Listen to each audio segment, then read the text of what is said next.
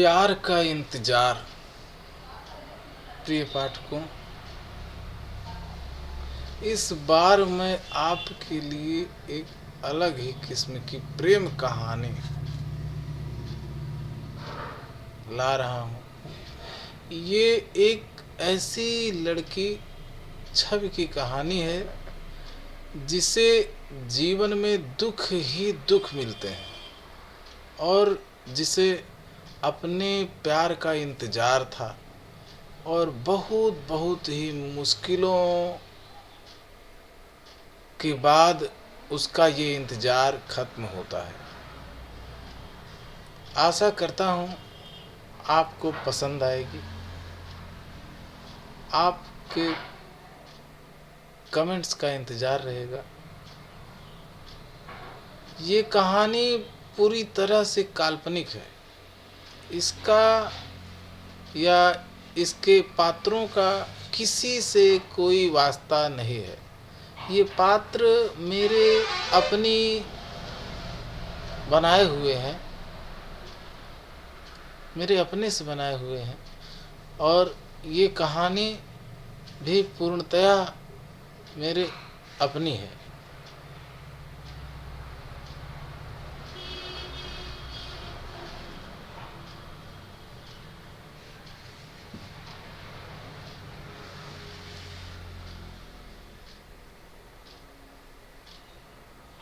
ये कहानी है, किताब की लिखी हुई कहानी है।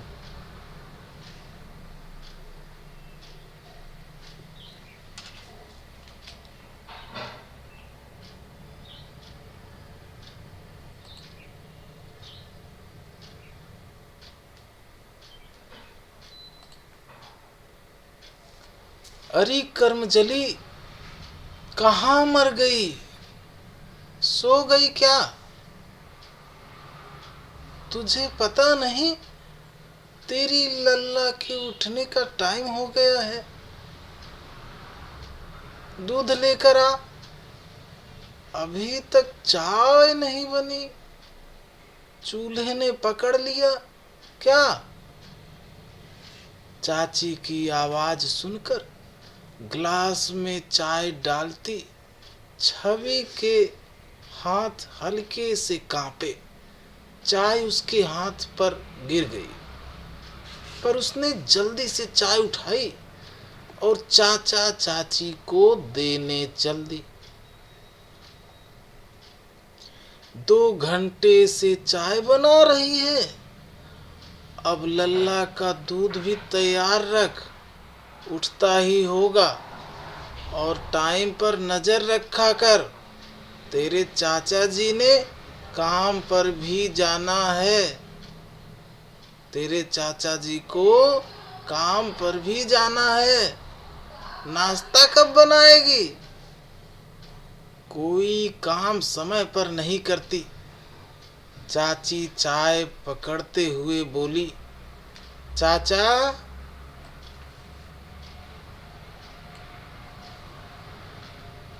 चाची चाय पकड़ते हुए बोली।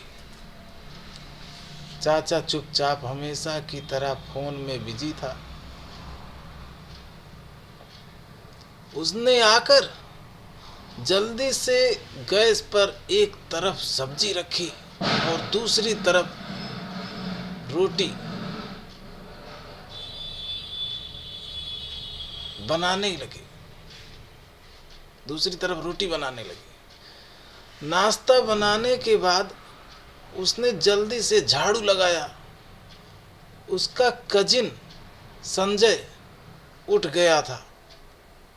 वो जानबूझकर उसके आगे घूमता ताकि उसे झाड़ू लगाने में देर लगे और उसकी माँ से डांट पड़े, पर वो कुछ नहीं कहती थी, कभी नाराज नहीं होती थी। सारा काम करके वो स्कूल के लिए तैयार हो गई। बस एक स्कूल ही था जहाँ जाने की इसे जल्दी रहती थी। वो बिहार के छोटे, वो राजस्थान के एक छोटे से शहर में रहते थे। इसके पापा ट्रक ड्राइवर थे, दूसरे राज्यों में ही सफ़र पर रहते थे। स्कूल में वो साल भर की फीस दे जाते थे। वो महीने में एक आध बार घर आते थे और छवि के खर्चे के तौर पर चाचा को पैसे दे जाते थे, पर इसे कभी किसी ने कुछ नहीं दिया, न इसने मांगा।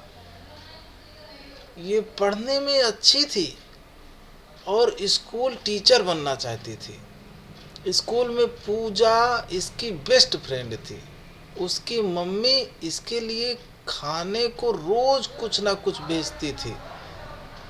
स्कूल अच्छा लगने का एक कारण पूजा भी थी। वक्त बदला, ये बड़ी हो गई। इसने 12वीं के पेपर दे दिए थे, रिजल्ट आना रहता था। इसका कजिन संजय बड़े शहर में पढ़ने चला गया था। फिर एक दिन अचानक इसे हॉस्पिटल से फ़ोन आया कि इसके पापा का एक्सीडेंट हो गया है। ये चाचा चाची के साथ हॉस्पिटल पहुंची तो वहाँ पापा की जगह पापा की लाश मिली। वहीं लाश के पास एक अमीर बूढ़ा खड़ा था। वो पापा के पास आकर रोने लगी, जबकि चाचा चाची उस बूढ़े के साथ बातें करने लगे। फिर चाचा उसके पास आए और बोले, बेटा वो तुझे बुला रहे हैं।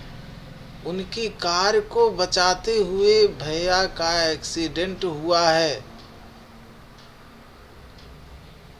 वो चाचा के साथ उनके पास गई तो वो बोले, मुझे माफ़ कर दो, मेरी वजह से आज तुमने अपने पापा को खो दिया। तुम्हें क्या चाहिए बोलो, मैं कुछ भी दे सकता हूँ। जी मुझे कुछ नहीं चाहिए, कहकर वो अपने चाचा के पास आ गई।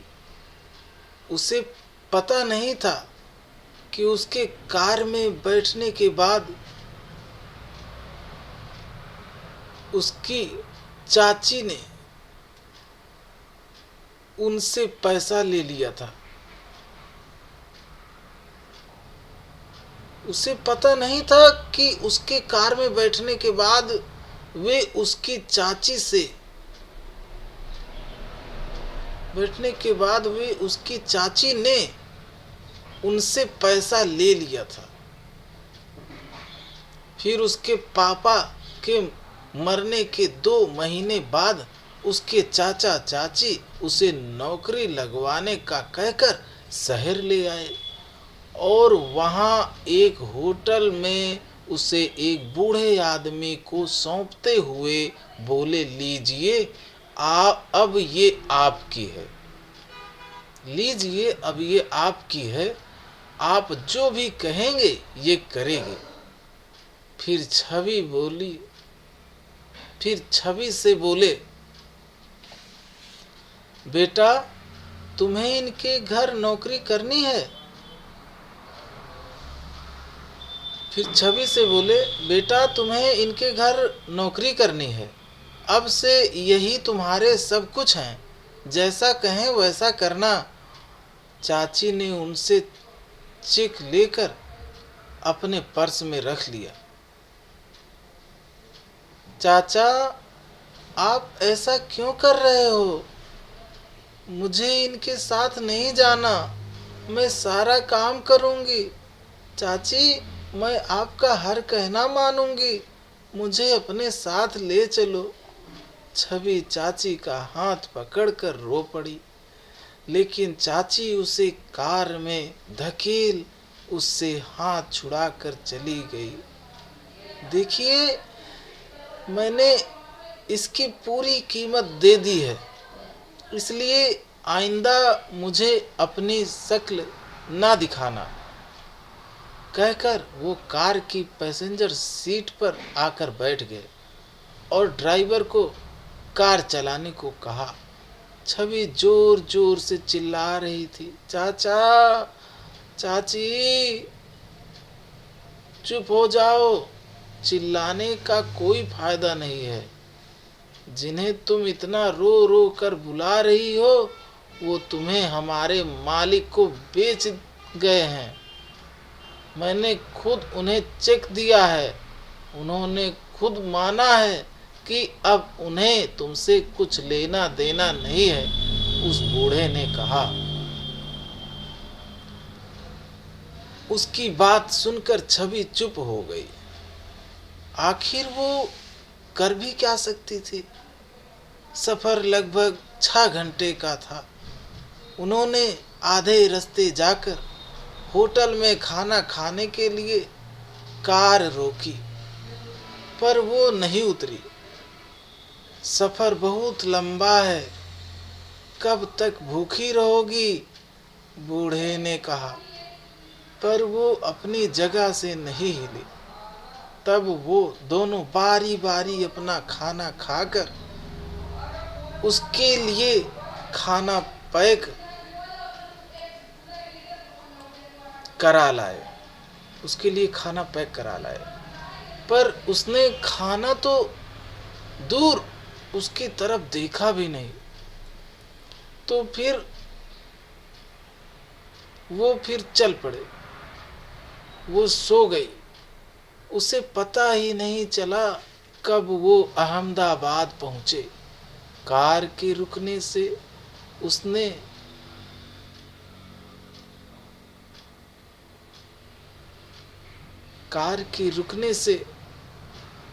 उसने आंखें खोली। उसने देखा कि शाम हो गई है, हल्का अंधेरा भी हो गया है।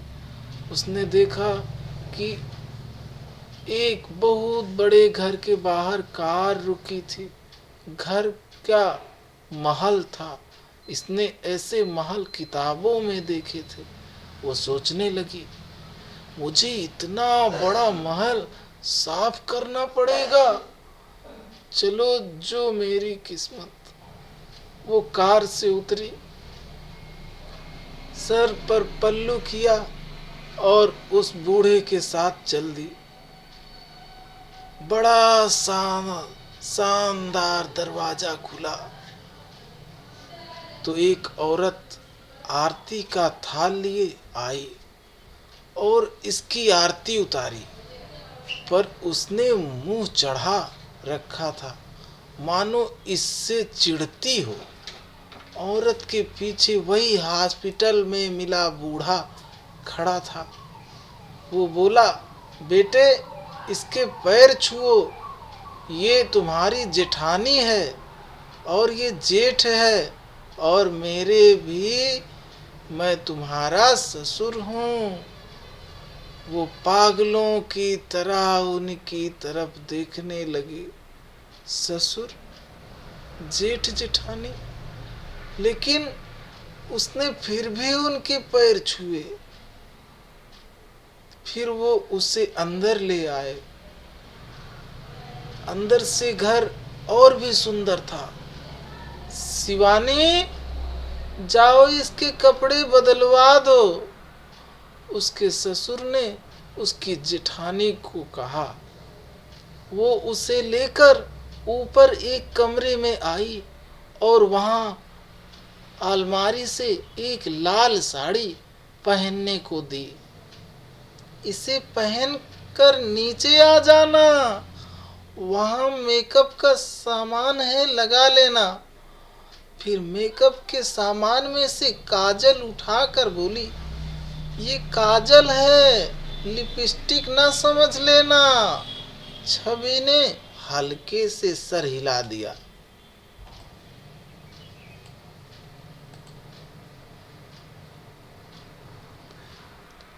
मास्क और आंखों पर काला चश्मा लगाया हुआ था। उसने हाथों में दस्ताने पहन रखे थे।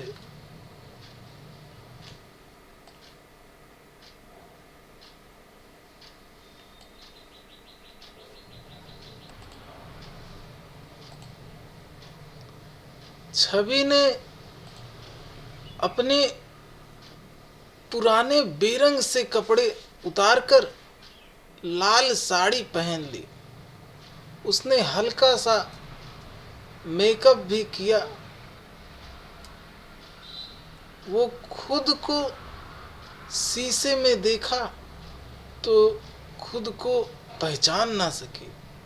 शीशे में ही उसने अपने साथ ब्लैक वाइट ग्रे रंग के कमरे को देखा तो उसने अपने चाचा के घर में लगे एक पोस्टर की याद आ गई, जिसमें एक लड़की लाल जोड़े में खड़ी है और बाकी का सब ब्लैक एंड वाइट है। वो खुद को उसी पोस्टर की लड़की जैसी लगी। वो बैठी सोच रही थी कि किसी ने दरवाजा खटखटाया और आवाज आई, छोटी मैडम, सब आपका इंतजार कर रहे हैं, चलिए। वो उठकर उसके साथ चल दी। घर बहुत बड़ा था। अगर कोई पूरा घर देखने लगे तो सारा दिन लग जाए। वो डरी सहमी सी नौकरानी के पीछे चल रही थी।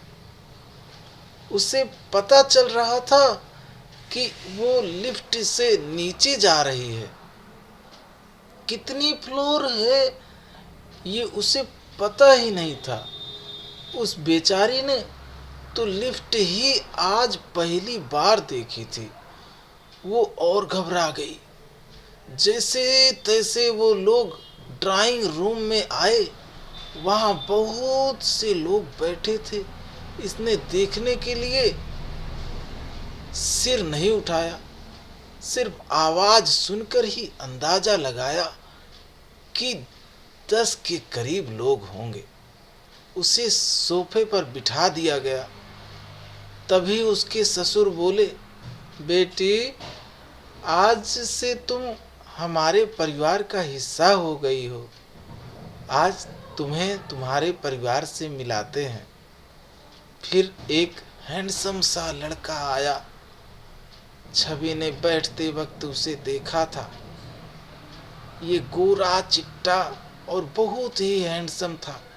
छवि को लगा ये उसका पति होगा, लेकिन उस लड़के ने माइक उठाया और सबके बारे में इसे बताने लगा।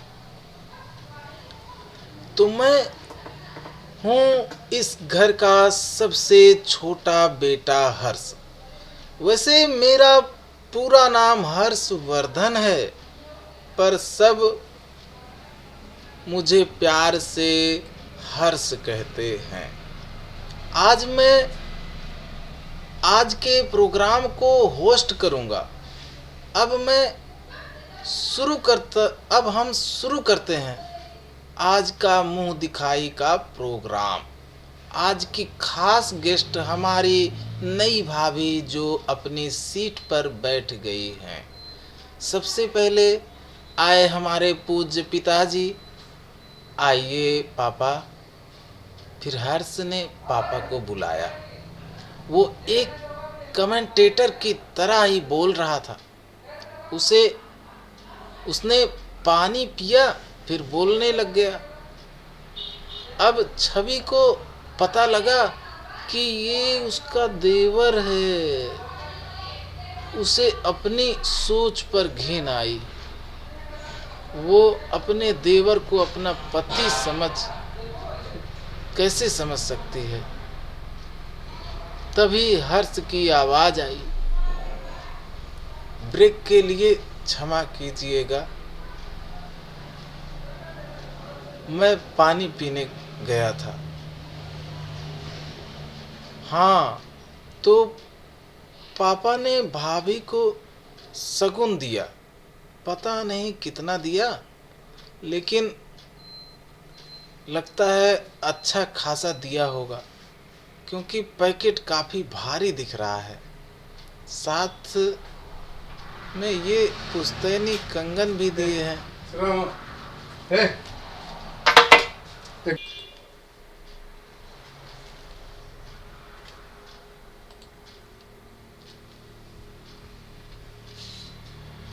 लेकिन लगता है अच्छा खास दिया होगा, क्योंकि पैकेट काफी भारी दिख रहा है।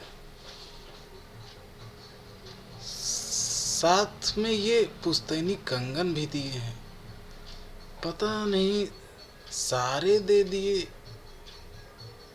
कि मेरी पत्नी के लिए भी कोई बचा कर रखे हैं। सभी हंस पड़े। छवि को भी अब थोड़ा सा सहज लगने लगा था। अब आए हमारे चाचा चाची जी। इन्होंने भी पापा की तरह तगड़ा शगुन दिया। हमारी भाभी ने उनके भी चरण छुए और आशीर्वाद लिया। हर्ष सबको आंखों देखा हाल सुना रहा था।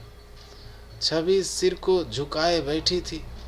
उसने किसी के भी चेहरे नहीं देखे थे। अब आई हमारी बुआ जी। ये भी इसी घर में रहती हैं। इन्होंने ही हमें माँ की तरह पाला है। अब बुआ ने भी शगुन दिया। उन्होंने पल्लू में छुपा के दिया। पता नहीं कम है कि ज़्यादा, हर्ष ने हंसते हुए कहा। अब आ रहे हैं हमारे बड़े भैया और भाभी जी।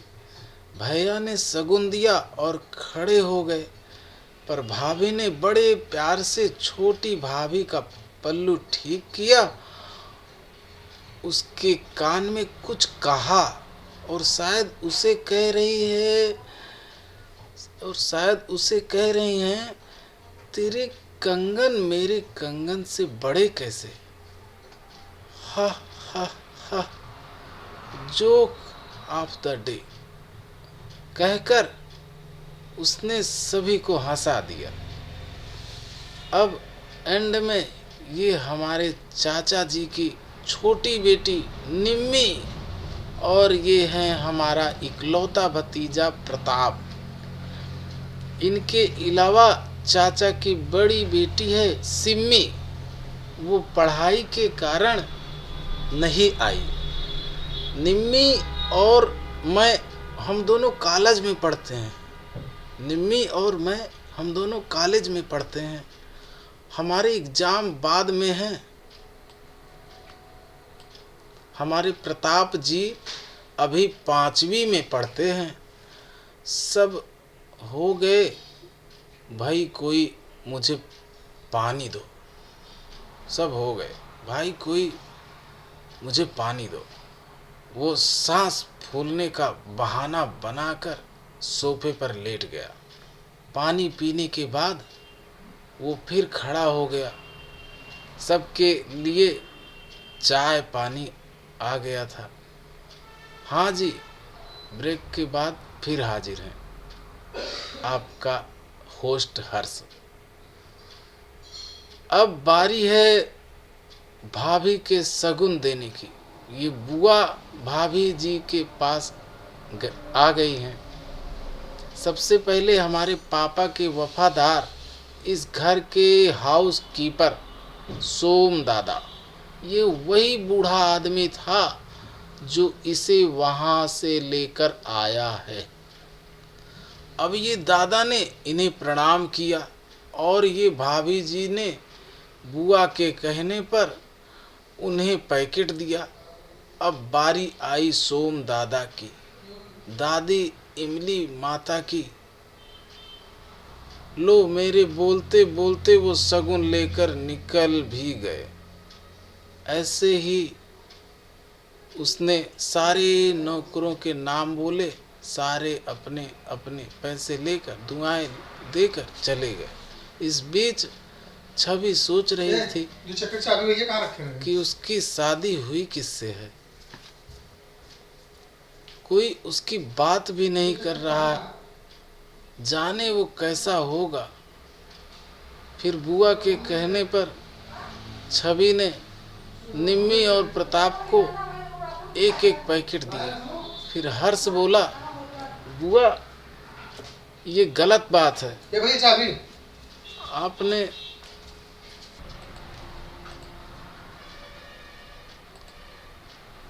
कोई उसकी बात भी नहीं कर रहा, जाने वो कैसा होगा। इस बीच छवि सोच रही थी कि उसकी शादी किससे हुई है।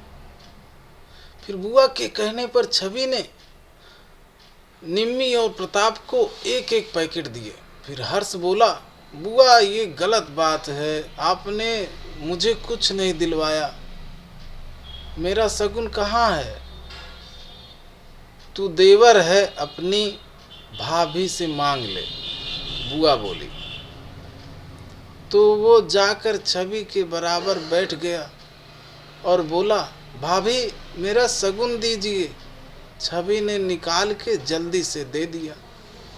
उसने देखा तो वो बोला, भाभी ये क्या, ये तो बहुत कम है, मुझे नहीं पता, मुझे और चाहिए। तभी किसी के खांसने की आवाज आई। सबकी हंसी से गूंजता कमरा एकदम से शांत हो गया, जैसे सबको सांप सूंघ गया हो।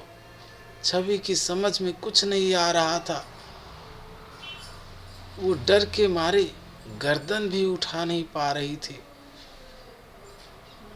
आ गए तुम, तुम्हारी दुल्हन आ गई है, हमने सारी रस्में कर दी है, अब सारा हो गया है, पापा बोले। ठीक है, एक कर्कश आवाज में कहकर वो आगे निकल गया।